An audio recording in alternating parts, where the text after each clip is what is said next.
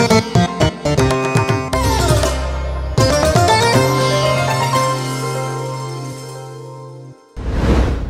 প্রিয়জনেরা, প্রভু যীশু খ্রিস্টের নামে সকলকে জানাই অভিনন্দন। কেমন আছেন? ভালো আছেন?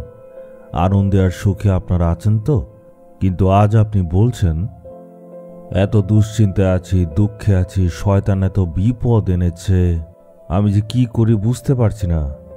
আমাদের মনে হয় যে আমাদের বিরুদ্ধে কেউ জাদু তন্ত্রমন্ত্র করেছে, কাজের মধ্যেও কোনোভাবেই সফলতা আসছে না, এমনভাবেই জীবনটা চলছে। আর শয়তান কিভাবে কাজ করছে সেটা দেখে দেখে দুঃখে আছেন। ভয় করবেন না। অনেকে বলে আমাদের জীবনে কেউ না কেউ জাদু করেছে। শয়তান নানাভাবে আমাদের জীবনে কাজ করে আর আমাদেরকে দুশ্চিন্তায় ফেলে দেয়। আমাদের উন্নতিকে আটকানোর জন্য কেউ শয়তানের কাজ করছে, মানে আমাদের বিরুদ্ধে কোনো কালা জাদু করেছে। তারা পুরোপুরি আত্মবিশ্বাসের সহিত বলে যে আমাদের বিরুদ্ধে কেউ জাদু করেছে। চলুন দেখি ঈশ্বরের বাক্য আজকে আমাদের জন্য কি বলে। অনেকে বলে আমাদের বিরুদ্ধে কেউ কালো জাদু করে দিয়েছে, এখন আমরা কি যে করি। কিন্তু ঈশ্বরের বাক্য এই ব্যাপারে কি বলে আমরা দেখব। গণনা পুস্তক 23 অধ্যায়ের 23 পদ। যাকবের উপর কোনো জাদুবিদ্যা খাটবে না, ইসরায়েলের উপর খাটবে না কোনো মন্ত্রতন্ত্র। এই পৃথিবীতে জাদুবিদ্যা তন্ত্রমন্ত্র আছেই। আপনি যেখানেই যান, আপনি পৃথিবীর যে প্রান্তে যান, সেখানে আপনারা এইসব জিনিস দেখবেন। যারা মন্ত্রতন্ত্র করে তারা শয়তানের সাহায্যে কালো জাদু করে অনেক কিছুই করে। ধরুন না কারোর ব্যবসা খুব ভালো চলছে, কিন্তু তার ব্যবসা নষ্ট করার জন্য তারা এটা করে।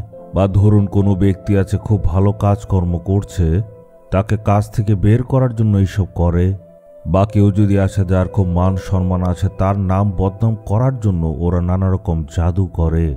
আমরা তো এই পৃথিবীর শেষ দিনে চলে এসেছি, তাই এমন ধরনের শয়তানের কাজ নিশ্চয় আপনারা দেখবেন এসব কালো জাদু দিন দিন বেড়ে চলেছে। নেতারা তাদের দলকে এগোনোর জন্য বা নিজেকে ভোটে জেতার জন্য বা নিজের নামকে উঁচু করার জন্য নানা রকম কালো জাদু করবে। তাদের বিপরীতে যে পলিটিক্যাল দল আছে তাদেরকে হারানোর জন্য তারা নানা রকম ষড়যন্ত্র করে, তার উপর কালো জাদুও তারা করে। মানুষকে ধ্বংস করার জন্য ওরা জাদুটোনা করে। অনেকে নিজেকে সুরক্ষিত রাখার জন্য এসব করে। তন্ত্রমন্ত্র মানেই তার সাথে শয়তান যুক্ত আছে। ঈশ্বরের শক্তিতে তন্ত্রমন্ত্র কি হয় না, সেটা শয়তানের শক্তিতে হয়। তারা এইসব তন্ত্রমন্ত্র করার জন্য অনেক কিছু বলি দেয়। আপনি ভাবছেন এটা কি আসলে সত্যি হয়? নিশ্চয় অনেক রকম বলি তারা দেয়। এই জন্য দেখবেন অনেক ঘরে অশান্তি আছে, ঝগড়া হয়, অসুস্থতা হয়, তাদের মানসিক শান্তি নেই, তাদের জীবনে নানা রকম সমস্যা ভর্তি। এই সব কাজ যেগুলি হচ্ছে তার পেছনে হচ্ছে শয়তান।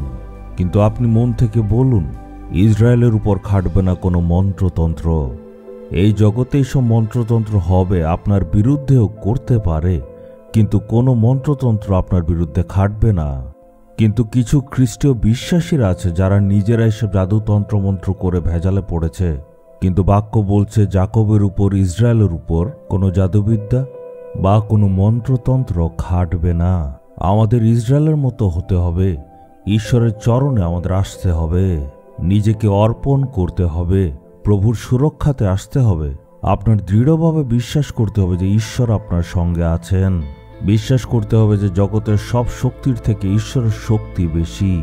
আপনি বিশ্বাসের সহিত বলতে হবে, আমি যাকবের মতো, আমি ইসরায়েলের মতো। এমন বিশ্বাস করলে কোনো মন্ত্রতন্ত্র আপনার বিরুদ্ধে খাটবে না। এমন বিশ্বাস রাখলে শয়তান আপনার বিরুদ্ধে কোনো কাজ করতে পারবে না। আমি নিজে দেখেছি আমার সেবা কাজে আমার বিরুদ্ধে, আবার আমার সহকর্মীদের বিরুদ্ধে জাদু তন্ত্রমন্ত্র করেছে। কিন্তু যখন ঈশ্বরের চরণে আসি, তখন ঈশ্বর স্পষ্ট করে দেখিয়ে দেন কিভাবে শয়তান আমাদের বিরুদ্ধে কাজ করছে, কি কি ব্যবহার করে তারা আমাদের বিরুদ্ধে জাদু তন্ত্রমন্ত্র এসব করেছে। কিন্তু আমরা যাতে সেটার উপর জয়ী হতে পারি তার জন্য ঈশ্বর শক্তি দেন। তাই কোনো রকম বিপদ আমাদের উপর আসবে না। আপনি যদি মনে সম্পূর্ণ বিশ্বাস নিয়ে উপবাস রেখে প্রার্থনা করেন, শয়তান আপনার পেছনে আসবে না। মনে বিশ্বাস নিয়ে আজকে প্রার্থনা করুন, হে প্রভু, আমি আপনার সন্তান রূপে থাকতে চাই, ইসরায়েল আর যাকবের মতো আমি থাকতে চাই। সম্পূর্ণ বিশ্বাস আর সম্পূর্ণ মন দিয়ে যদি অর্পণ করেন, তাহলে আপনার বিরুদ্ধে শয়তান কোনো রকম কাজ করতে পারবে না।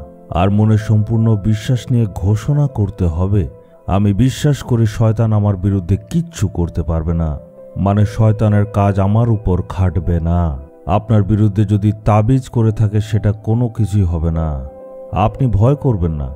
হে পিতা ঈশ্বর, আপনি বলেছেন ইসরায়েলের বিরুদ্ধে কোনো রকমের জাদুবিদ্যা খাটবে না। হে পিতা ঈশ্বর, আমি যাকবের মতো ইসরায়েলের মতো আপনার কাছে আসছি। আমি নিজেকে অর্পণ করছি। শয়তানের কোনো পরিকল্পনায় যাতে আমাদের বিরুদ্ধে কার্যকারী না হয়। আজকে যারাই প্রার্থনা করছে তাদের জীবনে অলৌকিক কাজ করুন, আশীর্বাদ দিন তাদেরকে।